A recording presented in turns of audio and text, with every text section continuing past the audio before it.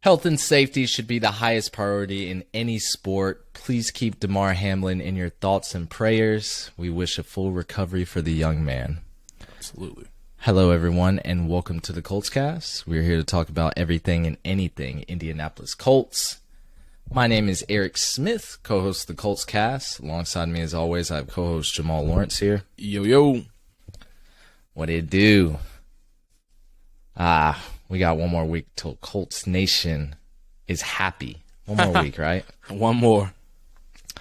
The 2-13-1 Houston Texans visit the 4-11-1 Indianapolis Colts at Lucas Oil Stadium at 1 p.m. Sunday. Let's see who gets the tie. Oh wait, we would both get a tie. Let me stop. We can talk about this game a little later. I know there's some other things on y'all's mind right now. You know it's impossible to resist the urge, especially when your pick could be a future franchise signal caller. Think about who we could draft, right? That's on all Colts fans' minds right now. Who are we gonna get? And it mesmerizes me some days. I'm always looking at mock drafts daily. I love everyone who's posting theirs on social media. It's you guys get a little ambitious on there, but it's still fun to see. I know Jamal, he's incredibly high on Bo Nix right now, since the My boy. Yeah, against North Carolina. You're talking about him being a top 5 pick in the draft. But he's actually returning to Oregon next season. So. Yeah, because he couldn't make it in the SEC, but that's not the conversation for today. So we won't know for another year if he's the real deal, like you say, A few things before we talk about the draft. Let's talk about the Colts injury report. Rashad Berry, who just signed, looks like he's got a non-injury related reason that he did not practice. We got Brandon Faison most likely out, Nick Foles. Stephon Gilmore pops up with a wrist injury. Kylan Granson, ankle injury. Rodney McLeod looks like just rest, so he might be okay. And then Ashton Doolin still looks to most likely be out due to a concussion. So, again, we have a good bit of injuries. I think Kenny Moore has been put on IR for the rest of the season. Yep. Another one. So, if we're down Stephon Gilmore, Brandon Faison, Kenny Moore, I mean, we're looking extremely thin at cornerback. I mean, we're essentially going to be starting Dallas Flowers and Isaiah Rodgers is still hurt, I believe. Yeah, I think he's still hurt, yeah. So next up on the list is probably going to be Tony Brown. We are starting light at cornerback. So we'll talk about the game later. I also want to talk about Kayvon Thibodeau. Okay. So did y'all see the little interview he had in the locker room? Kayvon Thibodeau on Jeff Saturday calling his Snow Angel celebration tasteless and trash. You know what he said? I don't know who he is. Unless I know who they are, it doesn't really affect me. Thibodeau also said he didn't know Foles was hurt. So you're telling me the only comments that affect you are from people you know? That's such a... I don't know. That seems so cliche. Yeah, that wasn't the best way to word that. Anyways, unless he's just an idiot. You think Nick Foles was just laying on the ground for a few minutes to take a little powwow with the turf? You really didn't think he was hurt? Okay. I think we all have to come to a consensus to what Kayvon Thibodeau did was classless and unsportsmanlike. Giants fans shouldn't be defending him. But then again, we're talking about Giants fans. So now I have a reason to not like Giants fans. They are officially in my top 2 most hated fan bases until further notice. They're up there with the Cowboys. I don't know about you, Jamal. Ooh. I can agree with that. Cowboys definitely top 1. Yeah. I don't know. Giants right now, they might be top 1. But, Cowboys fans are Cowboys fans. Anyways, Jamal, who should we draft in April? There's only one person on my mind. Young Buck. Man was one of the highest ranked recruits coming out. He was a transfer. He played at Oklahoma. Then he came to South Carolina.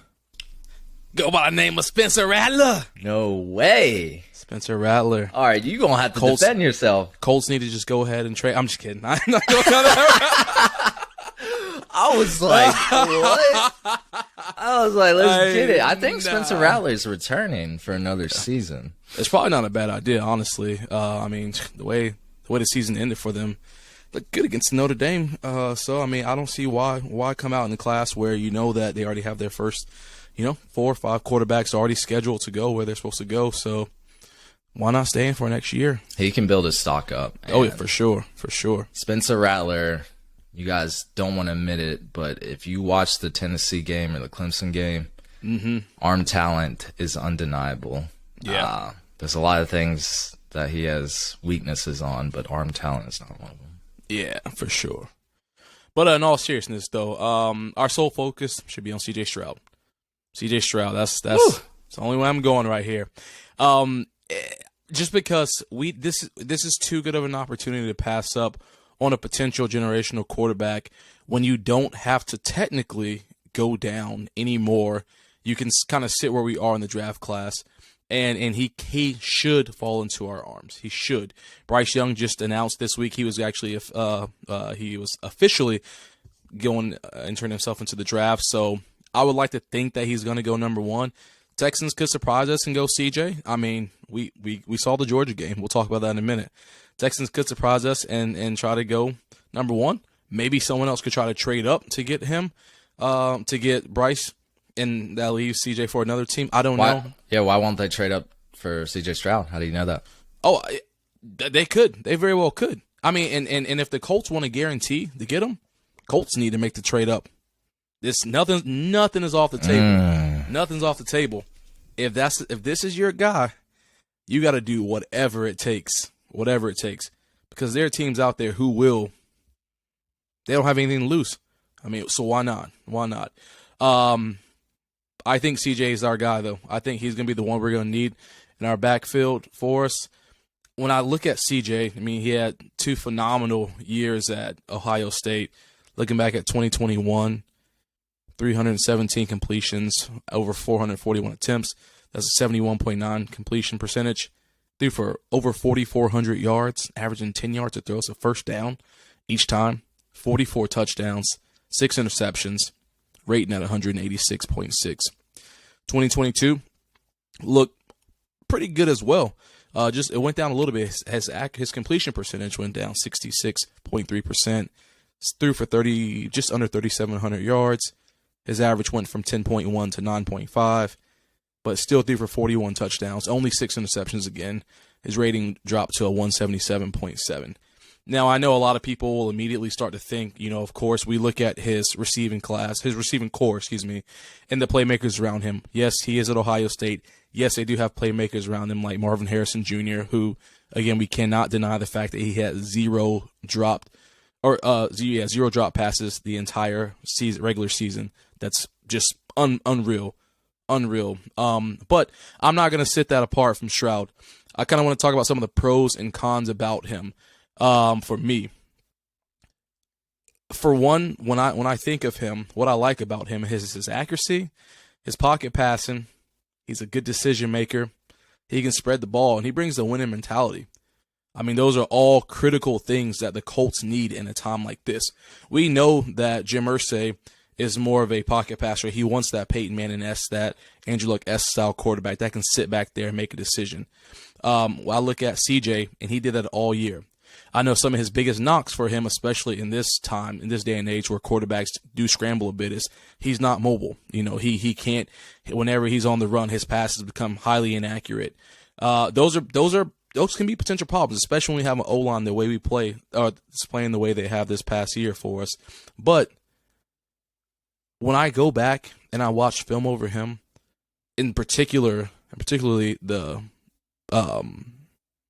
film against Georgia, a lot of the things I was reading, a lot of his negatives, they didn't show in that game.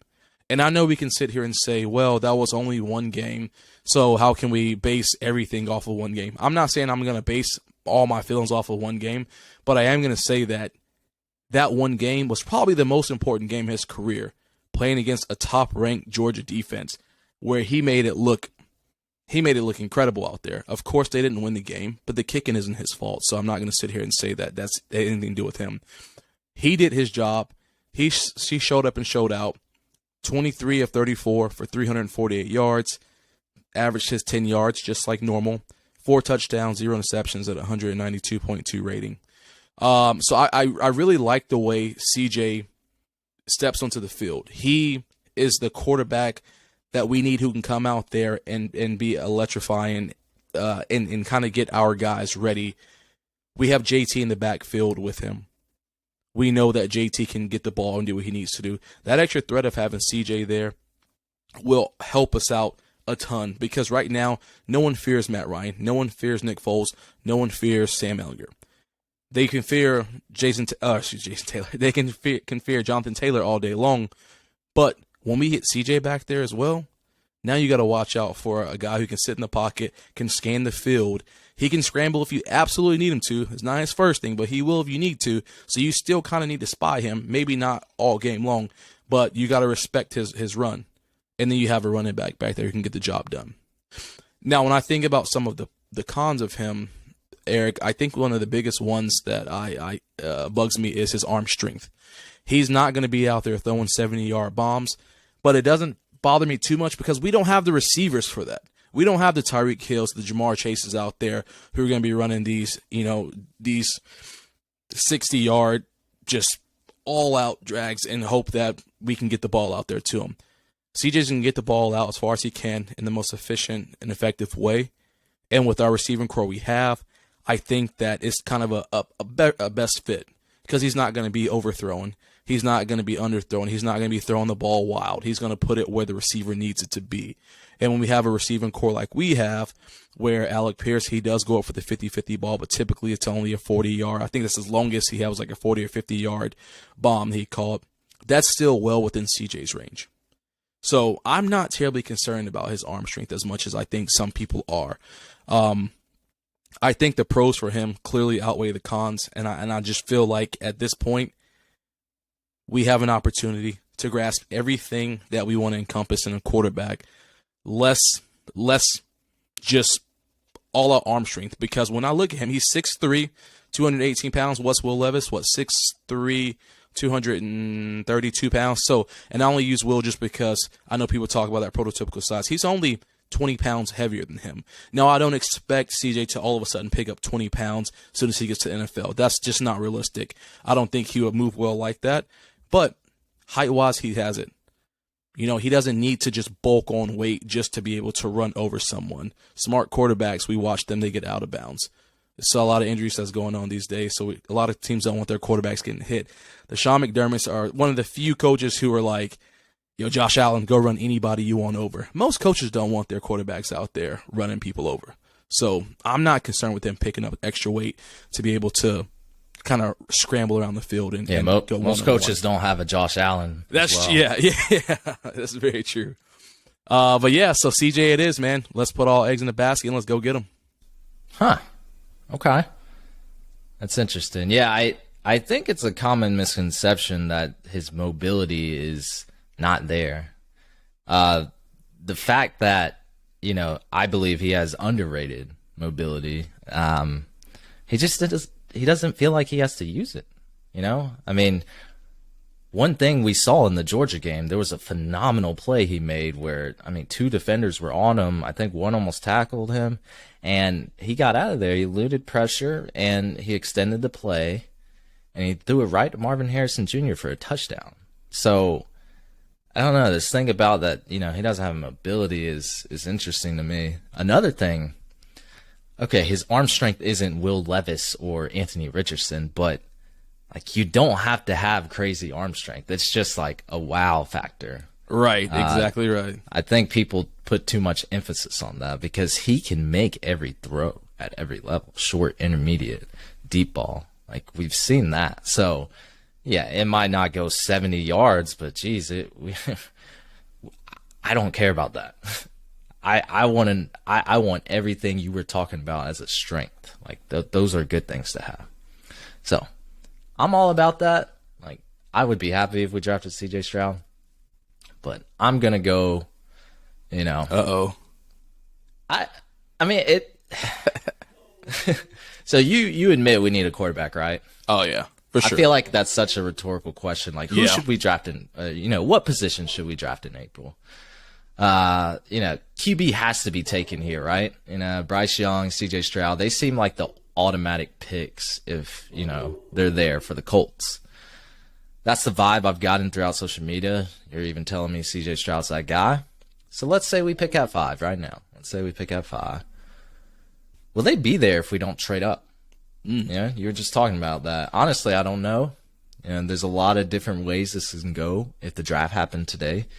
The Bears right now, they could trade back with the Seahawks, the Lions, the Falcons even, the Raiders, the Panthers. I could keep going. There's a lot of teams that could take a chance at quarterback if they feel this is that guy. Even the Titans.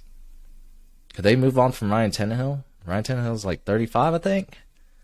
Is Malik Willis their guy?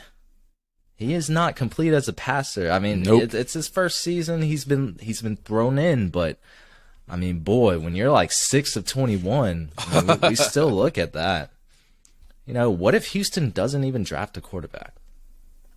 What if Houston beats the Colts and the Bears lose? Then they're out the number 1 pick. So what happens there? Will someone trade up with the Bears? Like, there's so many endless scenarios we keep talking about. But we want a quarterback, and we're fixated on that, I hope. We need to be prepared to trade up. If not, we need to be prepared to not get the number 1 choice on our wish list. That includes CJ Stroud, Bryce Young.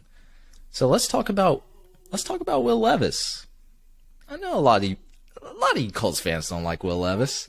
Let's hear it. Oh, well, let's play devil's advocate real quick. I believe the box score doesn't tell the entire story. We've talked about this before on plenty of our games. Matt Ryan might have a phenomenal game on the box score, but if you watch the game or film, that wasn't right? Now, shouldn't jump to conclusions. Will Levis is one of the more polarizing prospects here. A lot of people don't like him. A lot of people really do. But Will Levis, he has some really good traits. Arm strength. Woof. You want to talk about arm strength? That man's got it. Big old cannon. Him and Anthony Richardson, they should have a cannon contest. But one thing I noticed with Will Levis, he can flick it with ease. I've seen this guy just easily make passes downfield without much effort. Didn't have to put his all into it. I'm talking about just like, it's like a 45-degree motion. It's crazy. I've seen him make some beautiful throws too. Ones that make you say, wow. So then you add in his physicality. Like, that's all there. I don't want to say it, but I'm going to say it anyway. Kind of reminds me of Andrew Luck. Dun, dun, dun. I'm just being honest. Now. I'm going to explain. He's another big-body quarterback who wasn't afraid to take hits. Someone who looked like a linebacker playing that quarterback position. Can we all agree with that? He's mobile when he needs to be. Immensely mobile, I would say. His rushing stats on paper also don't tell the whole story, because sacks in college count as negative rushing yards for the quarterback. So you'll look at a game and it'll be like 8 attempts minus 35 yards. That is all. That is not. That is not all on Will Levis. Why do they do that? I don't know. Anyway, we have to admit Kentucky's offensive line struggles are well known if you've kept up with SEC football this year. So we shouldn't count all those sacks against him as well. So when I've seen him run the ball on film, we see the athleticism. He has legs. He can juke people out. He can Josh Allen hurdle over defenders. He's a leader in the locker room. Lots to like about him. So, you guys getting sad over the potential of drafting Will Levis. I mean, I've seen him, go top 2, top 3 in mock drafts. Like, people really like him. I mean, the real question about Levis is, can he improve his decision making? Can he strengthen that process? Can he become more consistent? We know he has the capabilities. We know he has the tools. I've also heard he puts mayonnaise in his coffee. I don't know how true this is. I saw that too. I was like, what? That might be a borderline felony. That might do it in for me. We're going to have to investigate into this because they can't draft him if that's true. So I'm just saying, I see why people talk about why he has traits of that prototypical franchise quarterback. Let's see how he looks in the pre-draft process. Go watch some film on him. You'll be kind of amazed too. Anthony Richardson. I'm not forgetting about you. He's a fun, polarizing prospect. Probably more polarizing than Will Levis, because I've seen him mock draft as high as number 1 for the Texans, and I've seen him go into the second round. What's with all the size? Man, this dude, AR-15. Listen, I mean, you at Florida, you got a chance to. I mean, you play against top talent, and I feel like he didn't look that great. And I'm not gonna sit here and act like I've watched all of these guys' college games, because that's just a lie. That would be a lie. I'm gonna tell you based off of just what I've seen. I think that AR-15, he looks all right, but he's just not ready. He's not ready. He's not ready. If you want to take, if he's not ready to be a first round pick, and I was gonna say the same thing about Will Levis as well. I'll be higher on Will if they weren't just saying, oh, he's an auto number 3, or he can even go number 2 or number 1. Like that's just talking wild. I mean, you just talking wild now, just because of his size and he can sling the ball down the field. That's what they're solely basing that crap off of. But that doesn't mean anything. That's just like saying, oh, someone can run a 4.3, he's going number 1. That speed doesn't matter in every single. You don't get to run that fast and break away that fast every single play.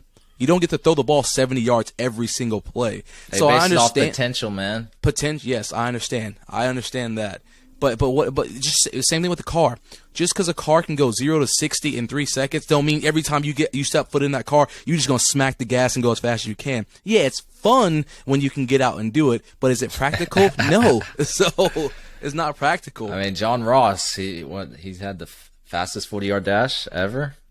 And he was a bust. He's not in the NFL anymore. Yeah. that I know of. But I'm gonna let you do your thing. I just had to give that side. I'm not saying that I don't like AR or Will at the end of the day. I'm just saying that I feel, and again, and I know things can shake up and they can change, but I just feel like that's pretty wild to say that these guys. And again, like you said, you can't just look at hard numbers because hard numbers don't tell the full story.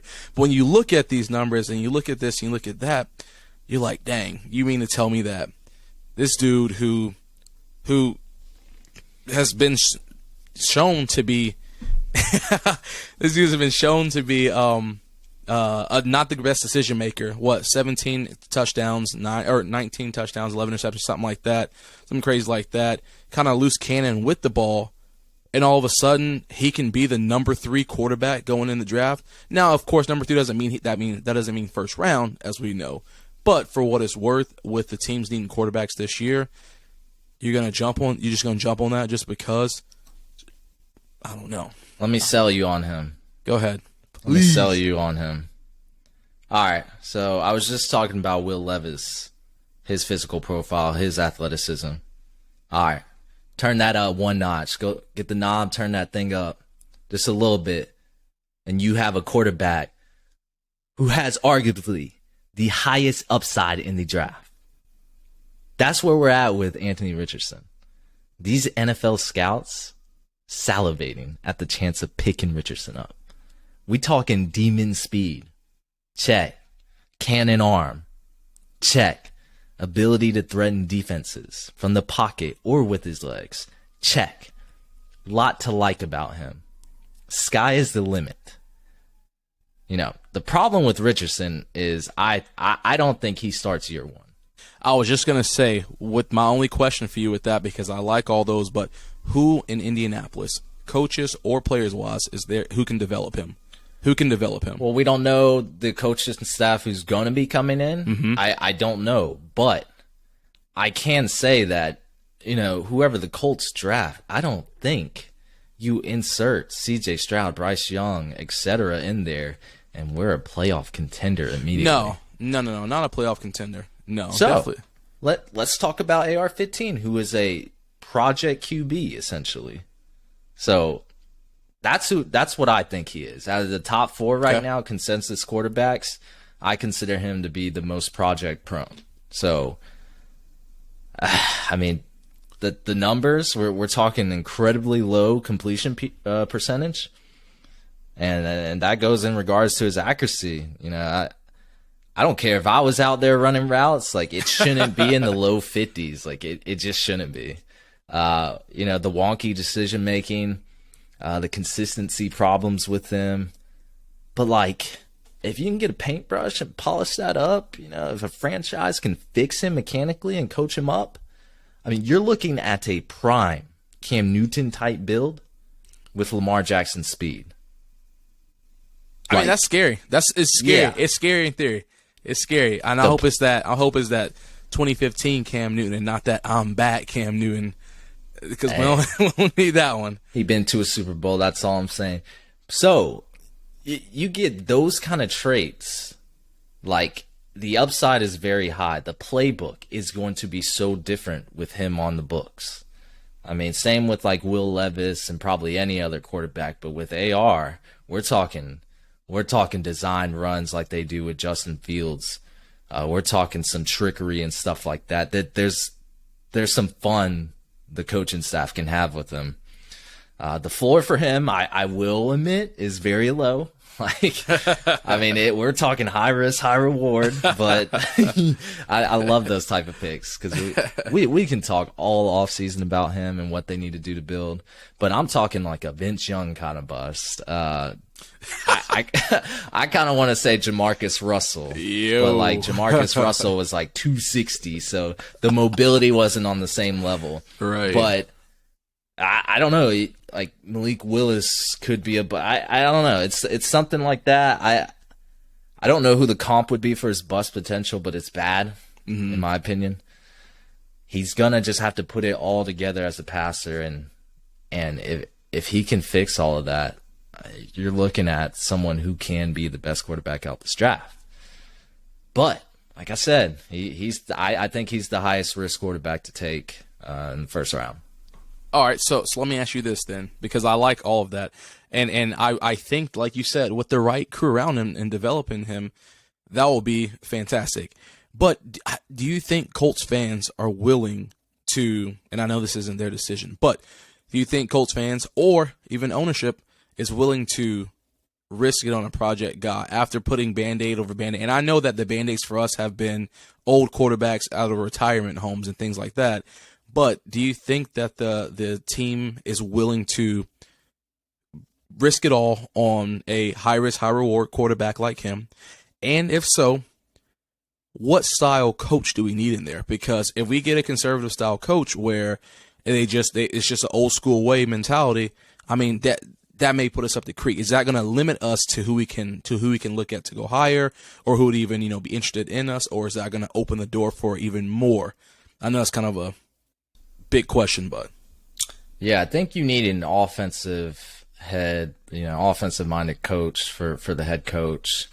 You're going to need somebody with experience in specific schemes like RPO, drawing up design runs, things like that.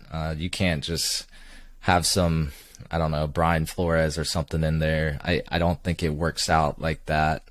You're going to have somebody who's creative.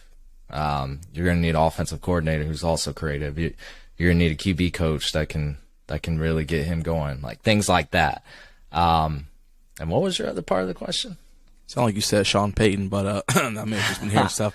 Sean Payton would be absolutely great, but I from what I've seen, him and Jim Harbaugh are right now not in the running for Indianapolis. So. If I were Jim, I wouldn't even leave college. You have no reason to. But different story for a different day. But my other part of the question was, do you think that leadership is willing to take that risk? Do you think that they kind of want someone kind of plug and play? And I know CJ or Bright, none of these quarterbacks truly are plug and plays because we have a lot of problems that have to be fixed. But for what it's worth, you would probably feel a lot more comfortable putting CJ in come August of next year versus Oh yeah. AR. Oh yeah. If we put AR in, I mean, he started what, like 10 games? Yeah. Ever in college. If we put him in day one in August or September, yeah, you're looking at I would, you know, without seeing preseason film on him and anything, we're probably going to fail. Is my presumption, but I feel better with Stroud or Young in there. Maybe even Levis. Levis is a little bit more acquainted with more pro style offense and things like that. He has experience under center. So yeah, AR-15 is literally a project. He is not. I don't even think he's a year one starter. I mean, he might get in there after a while, but we need a bridge quarterback for him. Someone who can mentor him, hopefully, get him up to speed with the NFL, because a lot of the things he made, you know, a lot of the mistakes he made in college can be very, I mean, they can be amplified in the NFL. Those tips can turn into pick six. Those, you know, bad passes can turn into interceptions. It's bad. So I want them to take a chance if he's available and probably all three other quarterbacks are gone. Or, maybe we do something like we trade back to a position where we still can get AR-15 and we start loading up on draft capital. Would Colts Nation be happy about that? I'm not sure. But you still get a quarterback. I would venture to say some would. So a lot of people are high on AR-15, man. Oh, no, yeah. I'm not saying. Now, are you talking an analyst or the casual fan or what? Because I think that's where it's going to weigh in a lot differently. Casual fan, I think, is going to want to see. They're going to want to see a household CJ, Bryce, Will. You know what I mean? Versus an AR. Yeah, just say you don't like Anthony Richardson. That's all you got to say. That's all you got to say. We can end this conversation right now until later. All I ever said was, why not stay at Florida another year? Earn your stripes. Earn your stripes. His stock's so high right now. They're talking about. I know, but that's what I'm saying. I don't know why the stock is so high. Go get your bag. What? I'm not mad. Yeah. Get your money. Yeah. This man run like a 4.4. And he's 230 pounds. Like, come on, man. Hey, yo, let's talk about the Texans versus Colts real quick. I don't know what you want to say. We got Sam Ehlinger starting. We're at home.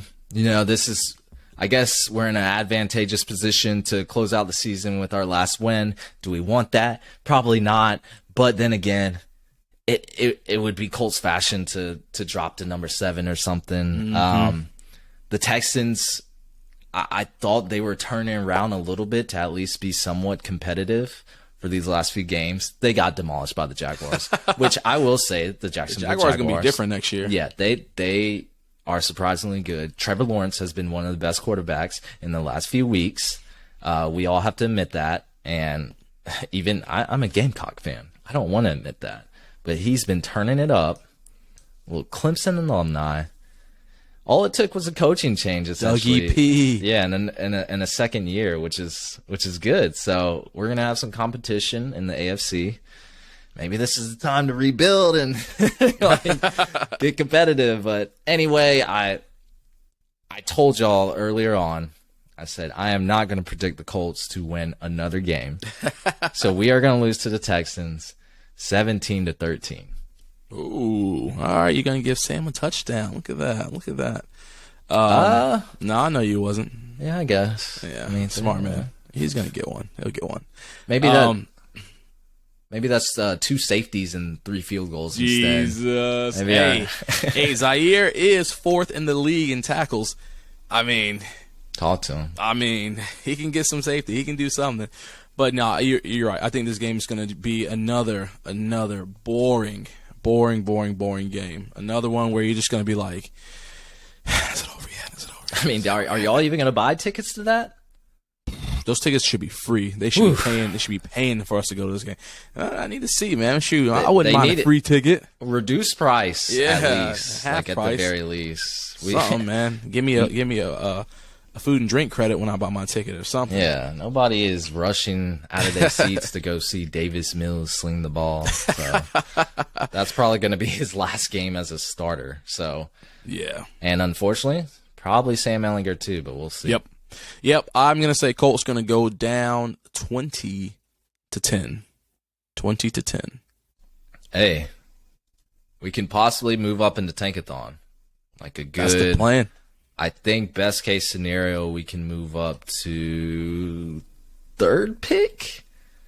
Colts Nation, you might have wild. you might have to correct me on that, but I think if we finish out 4-12-1 and Denver and Arizona somehow win, we'll take that 3rd pick. Chicago, however, no matter what they do, they're going to be above us, I think. Who does Denver play this week? Let's see. Maybe we can get to I got to do that math in my head. I don't want to do that on the pod. But Houston's solidified at 1 or 2. So that's Denver, where we're at. Denver plays the Chargers, Broncos country, not riding this week. So that's an L. But anyway, keep going. I think we can actually drop to. Yeah, we can drop a few picks if the stars align. So we'll see, guys. That's really all I've got to say about the Texans Colts matchup. Yeah. It'll be a boring snooze fest, but hopefully, we'll see. Sam will finally get a start, so I'm big excited to see him get a start. But again, that doesn't mean anything to most people because they expect a 6th-round quarterback to be, I don't know, a 2nd-round quarterback, but that's crazy to me. But not going down that rabbit hole tonight. Hey, 6th-round quarterbacks have had success in the NFL. I agree, and that's what happens when you give them a chance. But when you don't give them a chance, you never know. It's crazy. Tom Brady. It could be crazy. Tom Brady. Brock Purdy. Brock It's Purdy. Crazy. Yeah, it's Brock it's Purdy, crazy. Mr. It's crazy to me. Irrelevant. It's crazy, but hey, Won a Super Bowl. Hey, I mean, it's what happens, man. Every quarterback got hurt, he got a chance. Every quarterback on our team sucks, he still doesn't get a chance. That's crazy to me, Eric. But I'm not doing this tonight. That's gonna be it for us, everyone. Before we make Jamal mad, thank you for listening to the Colts Cast. We are live on Apple Podcasts, Spotify, YouTube, or any platform you use to listen to podcasts. We'll be back next time after the game to give you some more Indianapolis Colts content. Y'all, take care. Have a good weekend. Take care.